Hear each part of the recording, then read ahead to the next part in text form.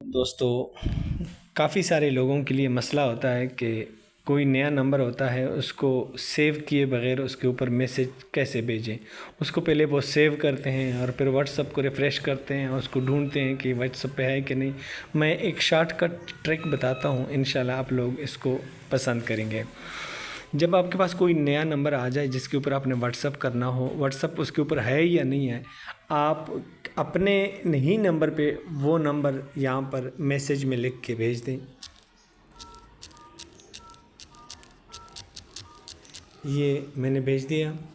अभी इसी नंबर के ऊपर मैं क्लिक करता हूँ तो ये अगर व्हाट्सअप पे मौजूद है तो वो मुझे डायरेक्ट चैट पे ले जाएगा, और अगर व्हाट्सअप पे मौजूद नहीं है तो मुझे कहेगा कि इनवाइट टू व्हाट्सअप। ये चैट विद इस नंबर के लिए देखे लिखा हुआ है, ऐड टू कॉन्टैक्ट। अगरचे ये मेरा अपना ही नंबर है, देखें कितना आसान है। अब चैट विद दिस नंबर में क्लिक करता हूँ,